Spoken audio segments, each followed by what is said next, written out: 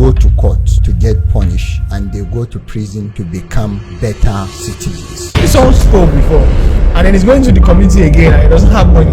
He's going there to steal again. There is no any law in Nigeria that even stop prisoners from right to vote any candidate in any democratic election. They can even own property. One of these challenges that prisoners face is overcrowding. Yeah. So imagine where we have a lot of offenders actually, and the place that they are pushing them into is one small cubicle. So basically, only two rights are taken away: right to freedom of movement and right to freedom of liberty. So all the remaining rights are intact. It is highest injustice that someone that is not being convicted by a court, you put him in the same place with those that are convicted. Because nobody's waiting to actually find out at some people's house. Don't worry, praise us. Praise us. I'm from there. It's one of those places that you could go for like vacation. Instead of building more prisons, let us also build more schools, build more industries.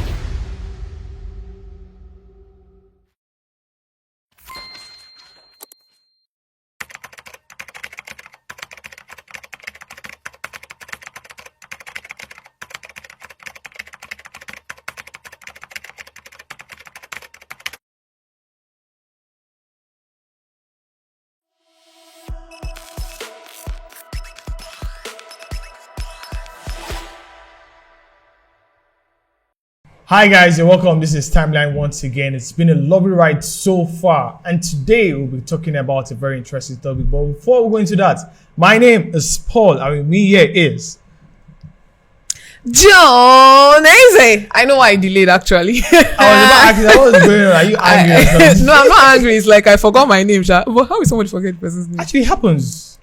It happens really. Like, well, it's not me, Sha. It's not me. I did not forget my name. And also we have the international president of Presido. Okay, we have the international president of West African Law Students Association in person of Nazir Sunusi. Lovely to be here. It's such an honor to be Salute, the only president that me and Paul have. With amazing people like you. Thank you. Yeah, it's nice to have you around. You're welcome. It's such an honor. Yeah. Yes, and I like your blend of color, white and black. White. Very Wow. minimalist. Fantastic.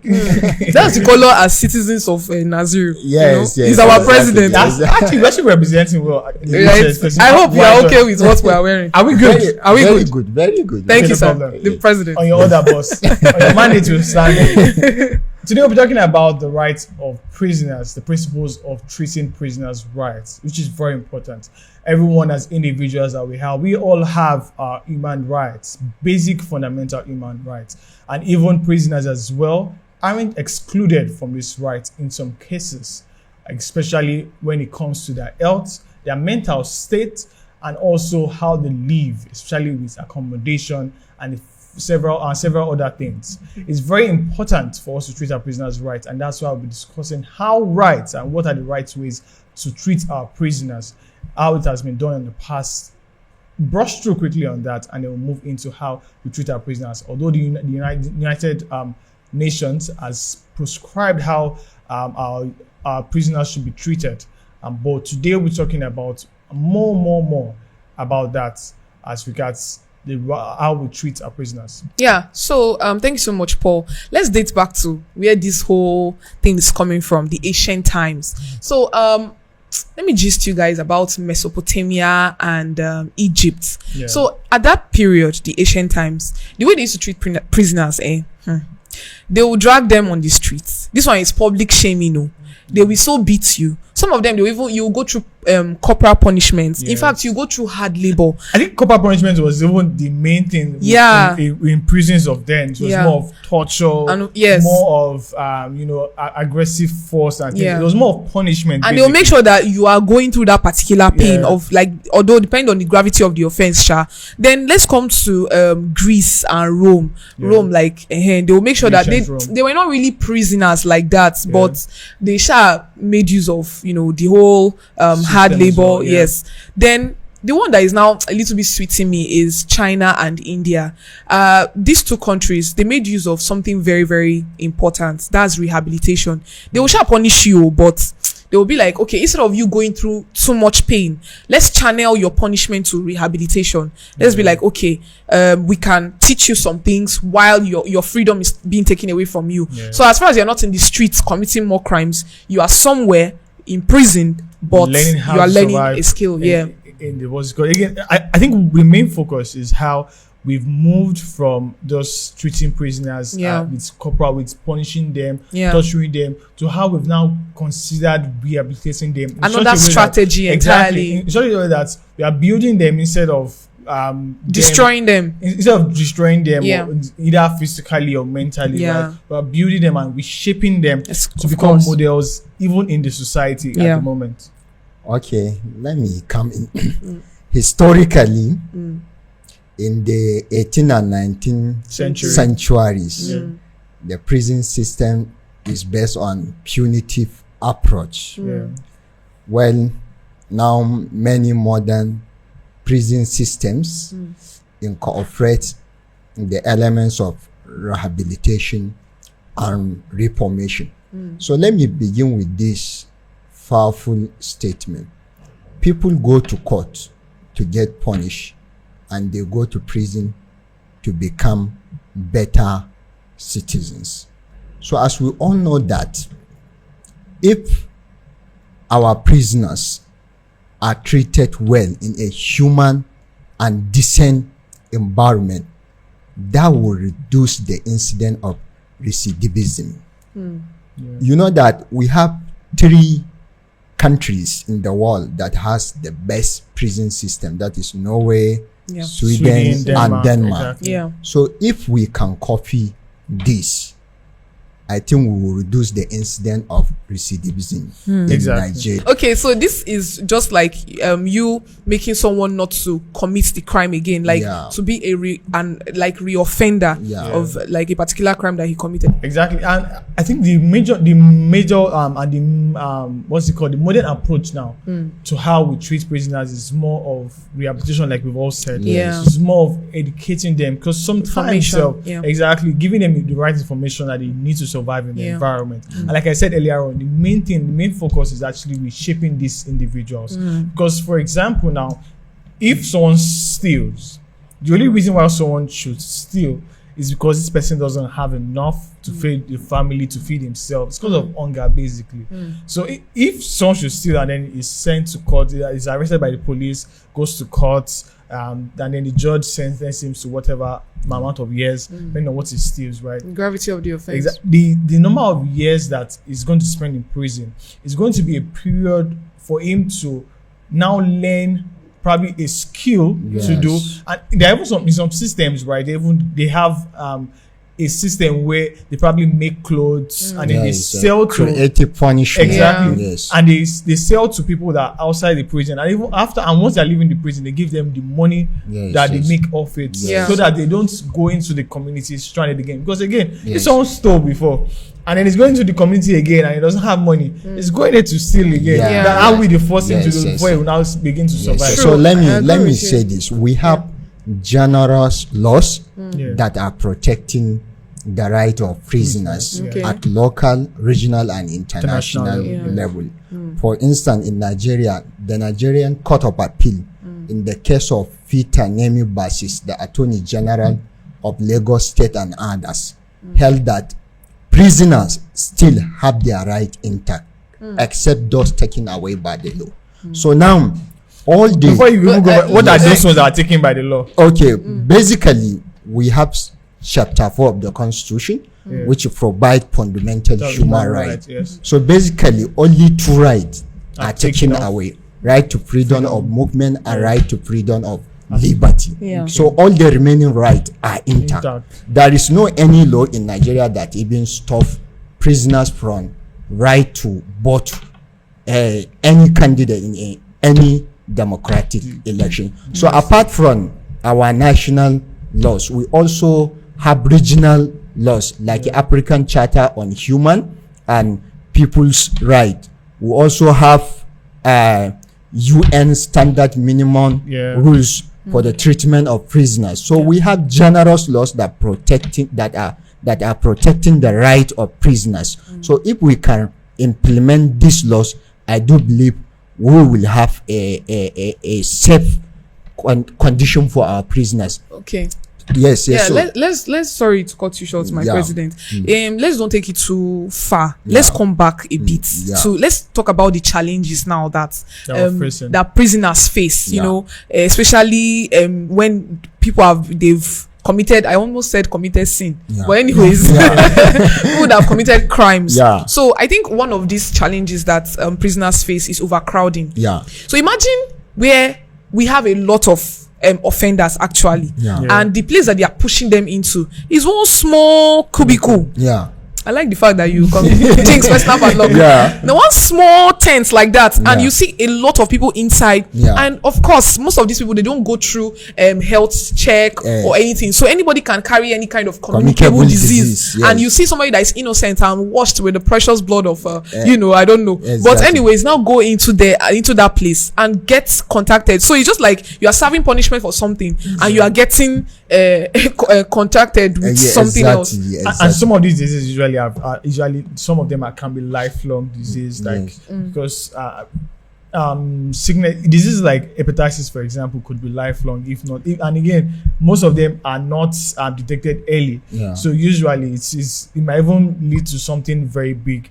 And with overcrowding in prison, right? Yeah. Comes the issue of abuse. Yes. Because again, once there are too many people in a very small space, Yeah. there are some people that will see themselves as the boss in that kind of Yeah. area, right? I remember And one then Nollywood Jungle movie Justice, that I watched. yes, yes. I think it's not just Not Jungle Nollywood. Justice. Yes. Not even Jungle Justice. Yeah. Not just in Nollywood, even in Hollywood as well. Yeah. All of these movies that we watch, we see Yeah. how they are. Even in prison, right? you Everybody see have a king. classism Yeah. in Yes. prison. So usually in places like that, there'll be the class, and usually the person That has spent most time in the prison becomes it's the the king most of the senior, yeah. the king. It becomes the king of the jungle. Yeah, basically. exactly. Paul, may you And not then- experience this? So Yes. And he becomes the king of the jungle, and so Yeah. everyone that is coming has to submit to him. Yeah. And if you're not submitting to someone like that, usually that's when all of this abuse happens. Exactly. and Get all of beaten. that. So let me Exactly. say this regarding issue of overcrowding in our correctional Yeah, centers. I think the best way for us to address issue of overcrowding in our prison centers is to decriminalize petty offenses. You see that there are so many offenses that a person don't need to go to jail. Prison for For instance, issue of criminal defamation. A lot of countries are decriminalizing the defamation. The act, It yeah. should be a civil offense. We have so many offenses that carry only 6 months in prison. All these offenses, all these people don't supposed to go prison. So I think the best approach is to, after decriminalizing petty offenses, is also to as we said earlier, issue of parole. When we say parole, if a offender, after he is duly convicted, he is in prison, maybe after some month, he shows some sign that he is ready to change, then he can be he can be eligible for parole, so parole. that he can go and do maybe some community services, Service, sweeping yeah. a street or washing public toilet or something like that. Yeah. So this will decongest our prison prisons.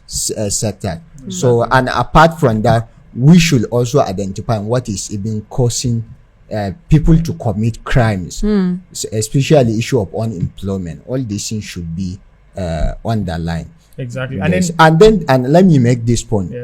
As we speak now, we have 1,193 inmates in Nigeria. Only 26,000 were duly convicted, sentenced by a court of law. All the remainers are awaiting trials.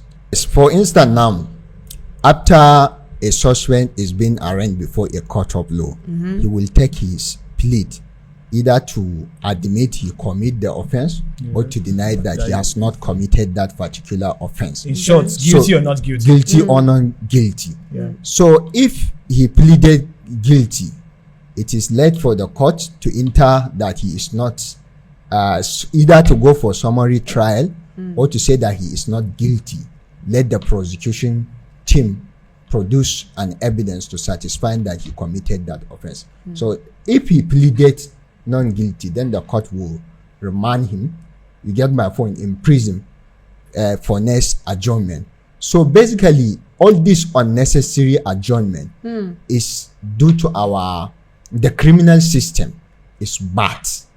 You will see that a judge can adjourn a particular case for 3 months. That person now will be in prison, which is spending longer time. Some of them, they don't even commit the offense. Exactly. It's just a baseless allegation. Thereafter, the court will find that they are not guilty after spending 4 years, some of them even 5 years in prison. Yeah. So, and we don't even supposed to keep. It is highest injustice that someone that is not being convicted by a court, you put him in the same place with those that are convicted. Because again, they're supposed to have their separate prison cell. There's actually a ripple effect on that actually, because usually once you didn't even do it this time, right, and then you were sent to jail for it or correctional centers. What happens at the end of the day is that you learn how it's being done on the street, and then you're coming out to go to do same as well. And I guess another thing again that is the issue again is access to good healthcare facilities. So unlike we that we could go to the best of the best, right? Theirs is limited, and usually it has to show signs that okay, you really need something like this before they are even being sent to go out and then go and get checked and things like that. And all of these things are things that we really need to discuss. But we'll go on a short break now. Once we are back, we'll continue with the issue at hand. Don't go anywhere, we'll be right back.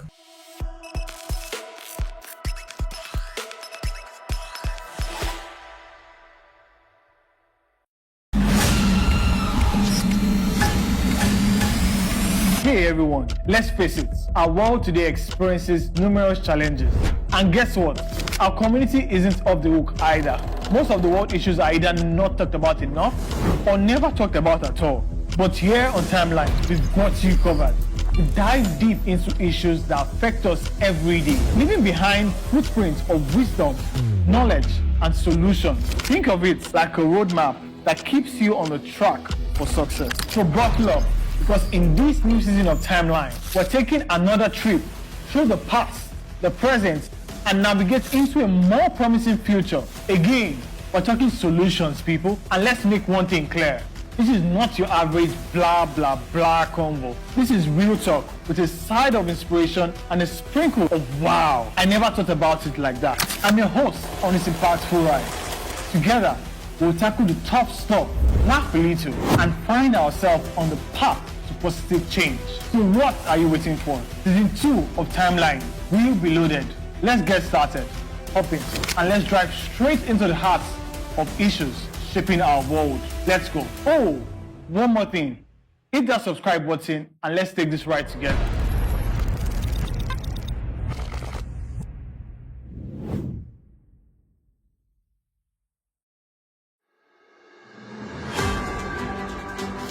Every day, amazing stories of hope and tenacity unfold across the globe. On Hued Hour, we dive into these inspiring tales and discuss the vital work being done in the humanitarian and development space. Humanity has never faced a shortage of challenges, yet we rise stronger through teamwork and determination. Though these remedies are often underreported, on Hued Hour, we advocate sustainable solutions. We bring you the latest and most impactful news on how lives are being changed. We engage with young change makers and experts who provide valuable insights into relief efforts and the challenges faced by local communities through a global perspective. Join us every Wednesday by 8 a.m. on Hued Network's YouTube channel as we embark on this journey of positive change.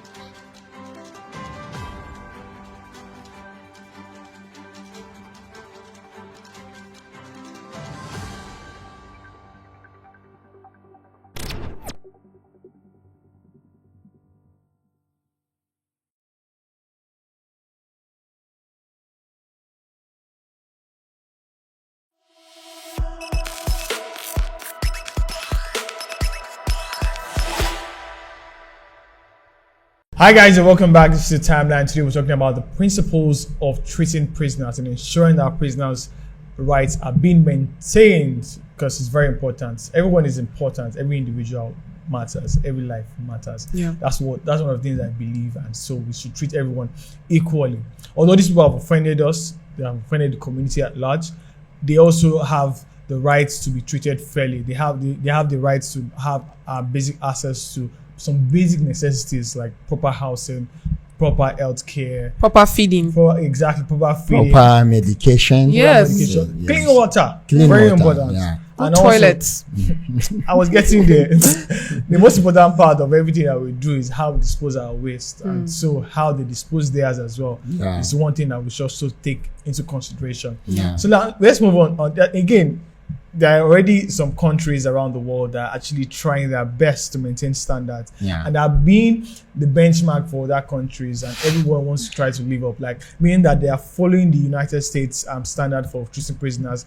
That is also called the Mandela's Rule, by Yes. the way. It's one of such is Norway. Norway's prisons are not to atrocious, right? But Yeah.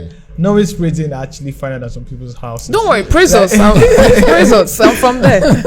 Oh, really? Yes. It's from there. I thought it was your president. President. Yeah, I'm from Denmark. We also have one of the best Yes, prisons. of Okay, course. no problem. Yeah. So in Norway, for example, they are, like I said, it's better than some people's houses. It has good TVs, like flat screen TVs, nice bed. Like, I saw pictures and I'm like, wow, like it's one of those places that you could go for like vacations. Like you just want to go and walk. Yeah. I'm serious. Why do I feel that this prison is hungry? You sure you want to go Do you know there? that Norway realized that Okay. after convicting peoples, Yes.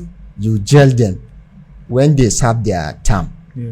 and you reintegrate, you bring back into the society, they will still commit that offense The or same even offense more again. serious Offense, offense. yeah. So then they begin to focus on rehabilitation and reformation. So that Exactly. is why they are treating Their their prisoners. prisoners. So now Norway is the The lowest in lowest when it Yeah, comes to 20% issue to issue of recidivism. Yes. Yeah. Most of their prisoners, after serving their term, they will become even Better better person. neighbors. Exactly. Yeah. I think that's actually the goal of, Yes, of that is sending anyone to the prison. yes, that Actually, is Yeah. the the goal. point is so that you don't Yes. come out again and become And problem. commit course, that yeah. offense. But, Exactly. but take example here in Nigeria, 99% of those that go to prison, they will even become more notorious. They will Than how- become exactly. even more Like they harmful. want to come back outside and show us premium shaggy. Exactly. Another country I think that is doing well, I've been to a lot of countries in this, Wow, this that's world. nice. Yeah, it's not by I my want to see your power. passport.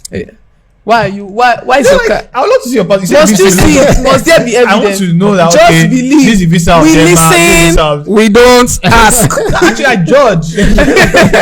All right. So another country is Germany. Yeah. Speaking of recidivism, 35% is for Germany. Yeah. They don't. It's not really So that I'm much. ranking now, like yeah. so Norway is like 20%, Yeah. Germany is 35%. Yeah, Yes. and it's still the same logic and philosophy that they are using. Okay, Yeah. the whole rehabilitation, making sure that these people are not committing too much crime. And one thing that Germany is doing is community service. Yeah. Like they make sure that you go out to still mingle with people in the society. Yeah. They are not really restricted, because Yeah. there's one thing that prison does. Yes. Your freedom is taken away from you. Yeah. And there's this spirit of isolation that just come upon you. Yeah. So, and when you are isolated from your family, from Yes. your friends, Yes. by the time you come back, there's this what will I call it? What's that word? Yes. That they will start staying away from you, Yeah. isolation and all Yeah. that. So it's There's not actually really the that stigma of you being in prison as Yeah. well. People that have Yeah. been in prison. Yeah. There's this movie it's called that started for life, right? It's a story of a man that went to jail. He was actually innocent, but was sent to prison, was convicted, Yeah. and all of that. And then while in prison, he found a way around it, and then became a lawyer, and then was able to fight his case out of prison. Yeah. And then now started fighting for people, right? Yeah. One of the things that happened when he came out was that his family actually drew back. Not even far family, right? His immediate family, Yeah. his wife, his child. Yeah. Again, he entered when his child was at a very young age, Yeah. probably like 5 or 6. Wow. And you're coming out when your child is ready. 20-something. A grown adult, like I think she was pregnant at the time he came out. Wow. So it was Ah. exactly that far. Exactly. Ah. So another is your mind going to where my mind? So, wait. Okay, continue. So another advantage of treating prisoners so nice and so well is you can use those prisoners. That is what is called creative punishments. We have professional offenders. Thus maybe they will hack system or something like use them when they are in prison. Let them even teach other people. There are some prisoners that have something to offer to the country, even though they do bad things. But let us focusing on using them, even to, instead of only feeding them, using our national resources to feed them. Let us also use our prisoners to feed themselves and also to feed the nation at large. So I do honestly believe that treating prisoners well is good for any country, because those people eventually they will finish serving their term and they will come back to the society. Because actually, that's one thing that should actually be at the back of every judge's mind. They will come back into the society. At the end of the day, these people just have probably like 6 years, 10 years, 25 years, 30 years to spend in this prison. And after then, they are going back into this society that you are isolating them from. So how are they able to survive? Being out of a society for 30 years is a very long time. Very long time. A lot of things happen within 2 years, not of 30 years. Right? Even 1 year, it's not easy for someone to be behind bar. And I think I should actually quickly mention the efforts of the USA as well in ensuring that their prisons are applicable for prisoners as well. Are presently in North Dakota and also in Oregon, right? They're trying to rehabilitate their prison, trying to restructure it in such a way that it is more homely for prisoners. And in these places, right, they have a lower rate of recidivism, unlike the US in general that has about 76.6%, which is very high percent or rate of recidivism, which is people going back into prison after being in the system before. Okay, I think at this point we've really talked a lot about this treating of prisoners. Let's just come to our recommendations now, our personal recommendations. So let's start from you, Dilo, the president of all presidents. I said what I said. So I have some plausible recommendations. Okay. Number one, plead bargain is very important. Instead of sending people to jail, let us sending someone to jail for 16 years or for 20 years. Let us adopt the process of plead bargain. It will work that maybe he stole 3 billion. Let him bring 2 billion. And then he goes home for 3 years or something like that. And then he still has 1 billion to his name. Exactly.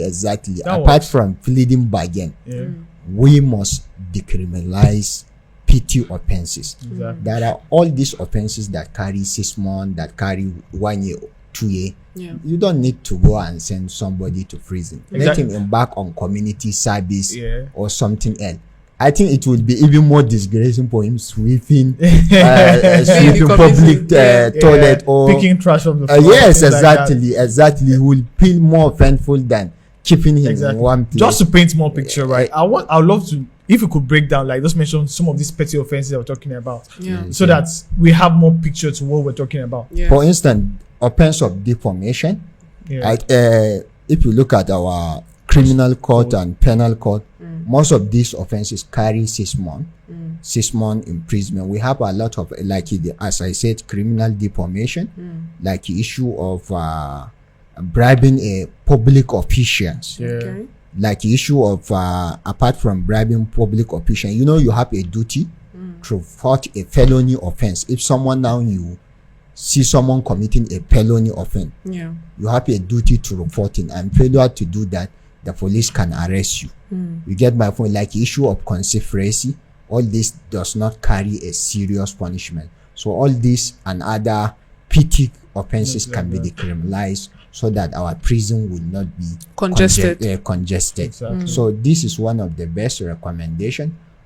Let us also have, instead of building more prisons, let us also build more schools, build more industries. So that, and also even you medias have a strategic and very important role. But that's why we're here. Yes, we have this investigative journalism.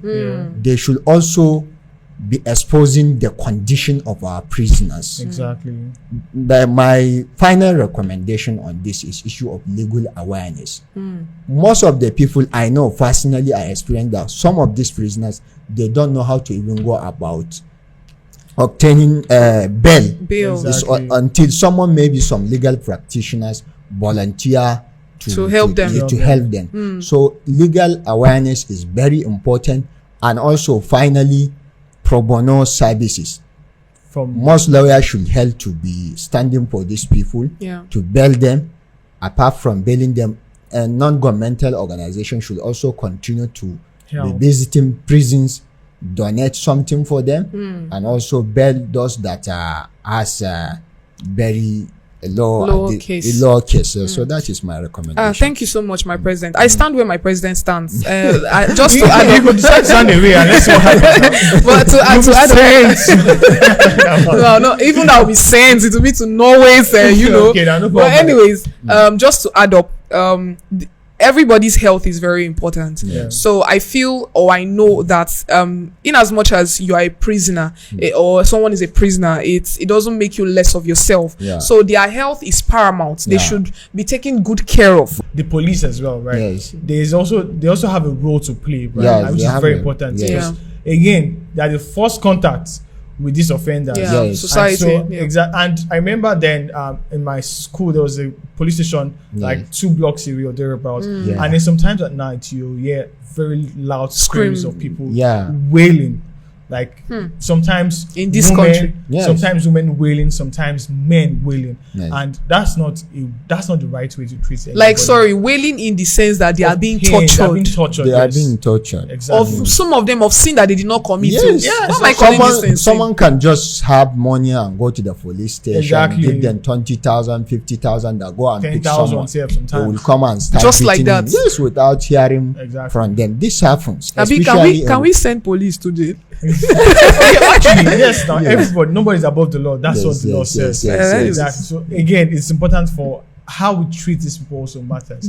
Because if we treat them wrong, they also come out and treat us badly as well. And also, we should try our justice system to be stronger. We keep clamoring for access to quality justice, justice around the system. A better justice system is a better judicial system is what we all are crying for, actually, so that we are able to expedite the cases that don't need to stay so long. We try to speed them up. Cases that can be done quickly, we try to do them quickly so that these people don't spend long time in jail and things like that. All of these things are things that we all need to take into consideration. I think if we can do all of this, in fact, funny enough, right? All of these things are not so difficult. And again, we could also try our best to have good water as well. Good water is another something that is very important. How would you? Water is very easy. It's very easy to try to carry any disease through what you drink, actually, because that's one thing that goes straight into the body.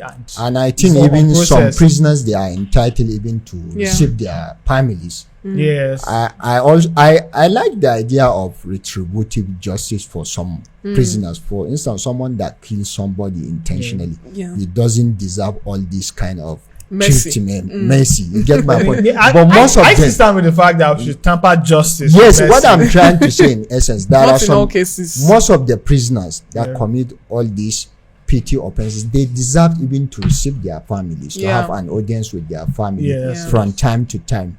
So I think basically they have the right even to vote, because eventually they will come coming back into the system, into the society. To be led by those people.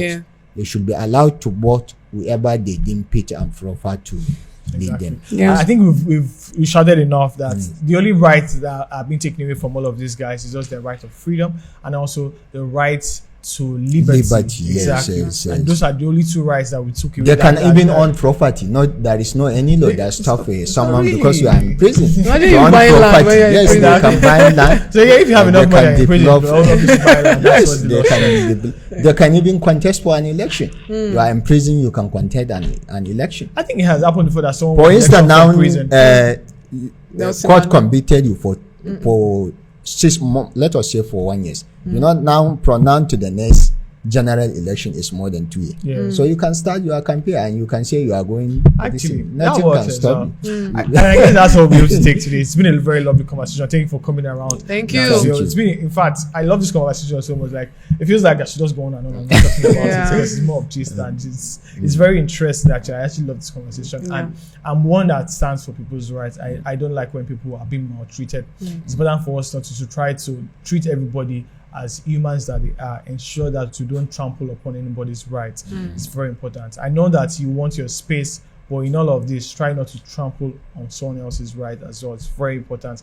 And those are the things we're clamoring for today. My name is Paul, and it's been a lovely episode on Timeline. And together with me on this episode was Joneze. And also we had the beautiful voice of Nazir Sunusi, International President, West African Law Student. Thank you very much. Thank you so much, and President. that's the rest of the association. Yeah. Okay, thank you very much for joining us, and until we meet again, don't forget to like, share, and subscribe. Until then, bye for now. Bye guys.